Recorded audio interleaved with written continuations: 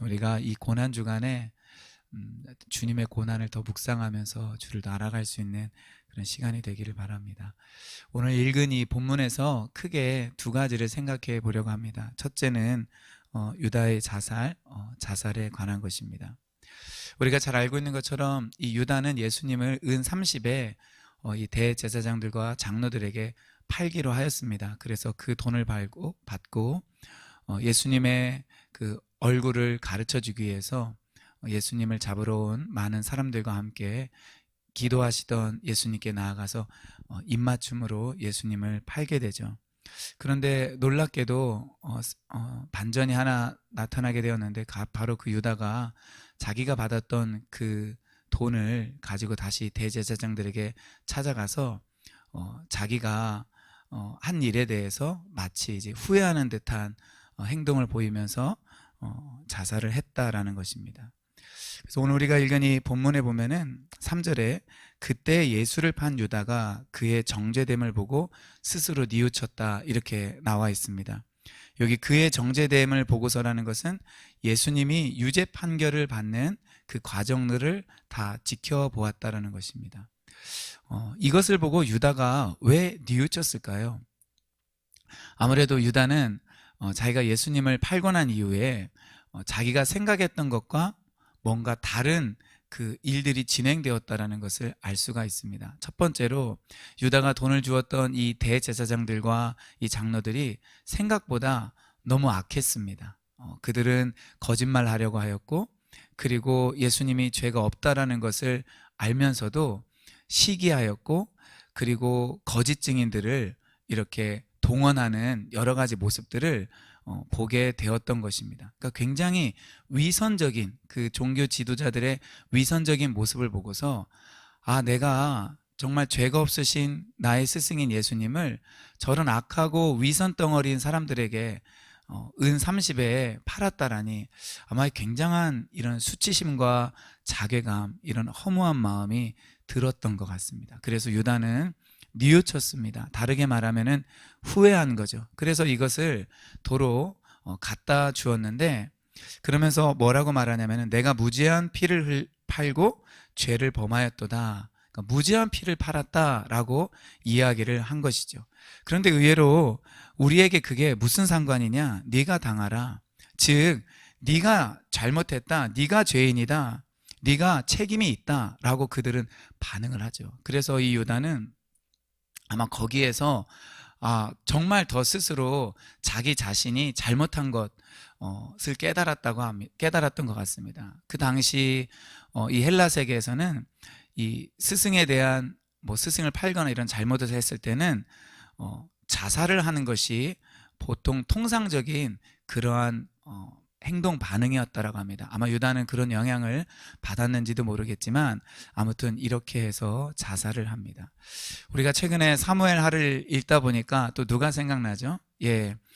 또 한 명의 자살을 했던 이 아이도벨이 생각이 날 것입니다. 사무엘하 17장 23절을 보면은 아이도벨이 자기 계략이 시행되지 못함을 보고 나귀 안장을 지우고 일어나 고향으로 돌아가 자기 집에 이르러 집을 정리하고 스스로 목매어 죽음에 그의 조상의 묘에 장사되니라 이렇게 이야기를 하고 있습니다. 우리가 잘 알고 있는 것처럼 이 아이도벨의 자살을 생각해 볼 때 유다와 좀 몇 가지 공통점이 있다는 것을 발견하게 됩니다. 첫 번째는 그들이 자기가 섬기던 주를 떠났다라는 것입니다. 그래서 아이도벨은 자기가 주군으로 모셨던 다윗을 배반했죠. 그래서 압살롬 편에 서게 되었습니다. 유다는 역시 자기의 스승이면서 주이기도 한 예수님을 떠났고 예수님을 팔았던 것을 알 수 있습니다. 두 번째, 그들의 이 공통점은 자기들의 어떤 욕심이 개입이 되었다라는 것입니다. 아이도벨의 욕심은 무엇이었을까요? 이 다윗 밑에는 사실 몇 명의 탁월한 모사들이 있었던 것 같아요. 그 중에 한 명이 아이도벨이고 그 중에 한 명이 후세였습니다. 아이도벨은 다윗 곁에 있을 때도 인정을 받았는데 굳이 압살롬에 왜 갔을까라고 생각을 해보았을 때 아마 자기 혼자 그 유일한 책사가 되어서 이 탁월한 전략들을 제공하고 또 그것을 통해서 굉장히 인정을 받고자 하는 마음이 있지 않았을까, 그런 어떤 야망, 욕심이 있지 않았을까 생각이 듭니다. 그런데 자기가 이 압살롬에게 이 아히도벨이 왔을 때 사실 다윗의 스파이로 파견이 된 후세까지 같이 오게 됩니다. 그래서 이제 거기에서 일이 좀 꼬이게 되는 거죠. 그리고 이 유다에게도 욕심이 있었습니다. 유다에게는 돈에 대한 욕심이 있었습니다. 그래서 이 은 30에 팔게 되는데, 이 은 30은 그 당시 이 데나리온으로 계산을 하면은, 이제 제가 가지고 있는 어떤 스터디 바이블에 의하면은 한 120 데나리온 정도에 해당되는 그런 돈이라고 합니다. 그러니까 뭐 엄청 큰 그런 돈은 아니었던 거예요. 물론 이제 적은 돈은 아니지만 유다는 그런 돈에 대한 욕심이 있었습니다. 그리고 또 하나 이 공통점이 있는데, 그들이 계획했던 것이 차질을 빚었다라는 것입니다. 이 아히도벨이 다윗을 죽이기 위하여 굉장히 기가 막힌 하나의 계략을 말합니다. 그것은 다윗이 요단강을 건너서 도망가기 전에 빨리 자기에게 군사를 붙여주면은 자기가 기습 공격을 하여서 죽인다라는 것이었습니다. 사실 이것은 굉장히 좋은 방법이었거든요.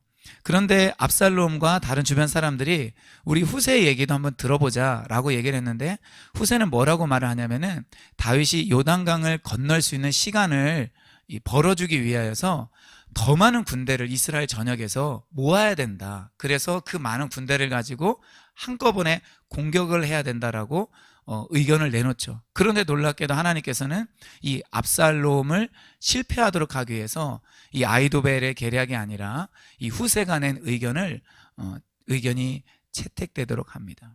그래서 이 아히도벨은 어떻게 되냐면은 결국 앞서 말씀에서 읽어드린 것처럼 자기 계략이 시행되지 못함을 보고서 고향으로 내려가게 돼서 스스로 목매어 죽게 됩니다. 그러니까 이런 공통점이 있죠. 유다는 어떻게 되죠? 앞서 말씀드린 것처럼 자기가 생각했던 것과는 달리 이 대제사장들이 굉장히 이제 악한 자인 것을 보게 되고, 또 스승인 예수님은 전혀 죄가 없다라는 것을 발견하게 되면서 자기의 잘못을 깨닫고, 아마 이 두 사람 사이에는, 두 사람 모두에게는 어떤 허무주의나 그리고 우리가 생각할 수 없었던 굉장히 좀 수치스러움이 그들에게 밀려오지 않았을까, 이런 생각을 하게 되고, 그래서 그들은 인간적인 선택을 하게 됩니다. 저는 여기에서 이 두 사람의 이 공통점 중에서 첫 번째인 이 주를 떠나는 것, 이것이 이들의 참 어려움과 아픔의 시작이었다라는 것을 생각해 보게 됩니다. 우리도 예수님을 계속해서 우리가 믿고 이제 섬기고 있는데, 사실 우리가 살아가는 동안에 겪는 여러 가지 어려움들, 또 때로는 그런 욕심들에 의해서 우리가 주님으로부터 멀리 떨어지게 됩니다. 그러면서 일어나는 일이 주인이 바뀌는 거예요. 또 우리에게 있는 그 예수 그리스도라는 주인을 떠나는 일이 우리에게 생긴다라는 것입니다. 사실 이것이 뭐 극단적인 선택뿐만 아니라 우리 인간에게 일어나는 그런 모든 아픔과 고통의 원인의 시작이라고 볼 수가 있죠. 그래서 우리는 우리 자신을 늘 경계하고 살필 필요가 있습니다. 그래서 우리가 어떠한 상황에서든지 주님을 신실하게 믿고 의뢰하며 따라갈 수 있기를 바랍니다. 두 번째는 이런 유다의 이런 자살과 관련지어서 예언이 성취된 것을 이 마태는 기록을 하고 있습니다. 성경을 읽어보면은 이 유다가 은을 성소에 던져 넣고 이제 목매어 죽었는데, 이제 성소에 던져 넣었기 때문에 그 돈을 이 제사장들이 처리를 해야 됐어요. 대제사장들이 처리를 해야 됐는데, 그것을 성전고에 그냥 넣어두는 것이 옳지 않다라고 생각을 한 것이죠. 그것을 그들은 뭐라고 이야기를 하냐면은 6절에서 핏값이라고 그들은 이야기를 합니다. 그런데 이 핏값이기 때문에 아마 좀 부정하다고 생각을 했던 것 같아요. 그래서 그것을 가지고 뭘 했냐면은 근처에 있는 토기장에 밭을 사서 나그네의 묘지를 삼았습니다. 사실 나그네는 이 묘지가 없는 경우가 많거든요. 그래서 이들은 자기 나름대로 선한 일을 하기 위해서 나그네의 묘지를 만드는 거죠. 그러니까 이 또한 사실은 위선입니다. 그렇게 악하고 죄 없는 예수님을 죽일 만한 그런 모의를 하였음에도 불구하고 이들은 겉으로 보기에는 또 굉장히 그럴듯한 일을 하는 거죠. 밭을 사서 나그네의 묘지를 삼았으니까요. 그런데 이들이 이때 사용했던 단어가 뭐냐면은 핏값이라는 거죠. 이것은 사람의 생명의 대가로 받은 그 돈이다, 그 돈을 가지고 산 밭이다라는 그런 의미가 있는 것입니다. 그런데 사도행전을 읽어보면요, 1장에서 유다에 자살이 있었기 때문에 12명의 제자가 11명의 제자가 되었고, 그래서 한 명의 제자를 더 추가로 뽑을 때 유다에 대한 그 언급들을 하는데 뭐라고 나오냐면은, 이 사람이 불의의 삭스로 밭을 사고 후에 몸이 곤두박질하여 배가 터져 창자가 다 흘러나온지라. 이 일이 예루살렘에 사는 모든 사람에게 알리어져 그들의 말로는 그 밭을 아겔다마라 하니 이는 피밭이라는 뜻이라 라고 기록이 되어 있습니다. 그러니까 이 유다가 가지고 있었던 그 돈을 가지고 산 밭이 무슨 밭이 되었냐면은 아겔다마, 이 피밭이 되었다라는 거예요. 그런데 이 아겔다마는 전통적으로 어디에 있는 밭이냐면은 이 흰놈의 골짜기에 있었던 그런 밭이라고 합니다. 그 흰놈의 이 골짜기 그리고 이 피밭 하면은 구약 성경에 익숙했던 사람들은 어디를 떠올리냐면은 예레미야 19장을 떠올리게 됩니다.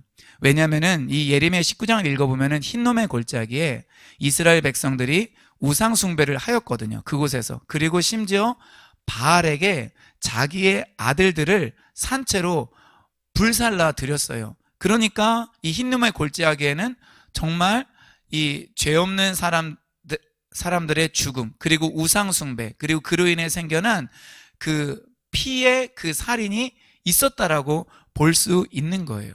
그래서 오늘 우리가 읽은 이 본문의 배경을 유다의 자살과 이 대제사장들이 그걸 가지고 이 토기장의 밭을 매입을 하는데 바로 그것과 관련된 일이 생기고 만 것입니다. 그래서 이 마태복음은 이 구약 성경을 약 15회 정도 인용한 그 부분이 나오는데 오늘 부분이 이제 마지막 인용이거든요. 그래서 예수님의 이 태어나심부터 시작하여서 죽으심 때까지 이 구약 성경에 나와 있는 그 말씀들이 성취된 것을 보여주고 있는 것입니다. 심지어 예수님의 이 죽음의 배경을 이루는 이 부분까지도 바로 예언의 성취다라고 이야기를 하고 있는 것이에요. 그런데 여기 이제 9절과 10절에 나와 있는 이 말씀은요, 실제적으로 이 예레미야에 있는 말씀이 아니라 스가랴 11장 13절에 나와 있는 이 말씀과 굉장히 유사한 말씀입니다. 그럼에도 불구하고 이 마태는 이에 선지자 예레미야를 통하여 하신 말씀이 이루어졌다라고 언급을 하고 있습니다. 여기에 대해서 양용희 교수님이 쓴 마태복음 어떻게 읽을 것인가라는 책에는 이렇게 설명이 되어 있더라고요. 아마도 마태는 유다가 무죄한 자의 핏값으로 받은 은전 30개를 성소에 던진 행동과 대제사장들이 그것으로 핏값을 산 사건이 예레미야와 스가랴의 두 예언을 종합적으로 성취한 것으로 보았고, 따라서 그것을 연결하여 창의적으로 인용하면서 그 대표적인 선지자로 예레미야를 언급하는 것으로 보인다. 이렇게 설명을 했는데 좋은 설명인 것 같습니다. 우린 여기에서 정말 놀라운 것을 발견하게 돼요. 무엇이냐면은 그 예수 그리스도의 그 일생과 특별히 그 죽으심, 그리고 그 죽으심을 통하여서 하나님께서 하시고자 하셨던 그 모든 일들이 사실은 구약의 예언들의 성취라는 거예요. 그래서 이 구약 성경은 다시 오실이 아니고 구약 성경은 오실 예수 그리스도를 예언한 그런 책이다라고 볼 수 있을 정도로 예수님에 대한 그런 예언들이 많이 있고, 그리하여서 예수님께서 하셨던 모든 말씀들과 행동들, 그리고 예수님과 관련된 그 일들은 하나님의 정말 치밀하고 놀라운 신학적이고 역사적인 계획 속에서 이루어졌던 것이라는 것을 우리가 알 수 있다는 것입니다. 아마 우리 삶도 저는 그러지 않을까라는 생각이 들어요. 우리 삶 가운데 그냥 하나님께서 우리의 의지와 상관없이 우리 삶을 다 인위적으로 만들고 그냥 이미 다 정해버렸다, 이렇게 말할 수는 없어요. 왜냐하면 우리의 선택이 너무 중요하기 때문에 하나님께서는 우리에게 좋은 것을 가르쳐 주시고 우리가 좋은 것을 선택하기를 원하시죠. 그러나 우리가 좋은 것을 선택하지 않으면은 또 우리가 우리의 길을 만들어 가는 것입니다. 그러나 그럼에도 불구하고 하나님께서는 우리를 향한 그 신실한 사랑으로 놀라운 계획과 뜻을 가지고 있는 거예요. 그래서 이 대제사장들이 유다가 던진 그 돈을 가지고 이 밭을 사서 나그네의 묘지를 삼는데 그것조차도 그 예수님과 관련된 놀라운 예언을 성취한 것처럼 오늘 우리 주변에 일어나는 그런 크고 작은 일들, 때로는 우리에게 굉장히 유리해 보이는 일들, 때로는 우리에게 불리해 보이는 그런 일들조차도 하나님의 그 뜻을 이루는데 다 쓰이게 된다라는 것입니다. 특별히 우리가 믿음의 눈으로 기도하면서 우리의 그 인생의 걸음을 우리가 나아간다면 아마 우리를 통하여서 주님께서 가지고 계신 그 선한 뜻들이 이루어질 것이고 심지어 어둡게 보이고 악하게 보이는 그런 일들조차도 로마서 8장에 나와 있는 것처럼 모든 것이 합력하여 선을 이루게 되는 그런 일들이 우리 가운데 있을 것입니다. 이러한 주님의 뜻을 이루는 저와 여러분들 되기를 주님의 이름으로 축원드립니다.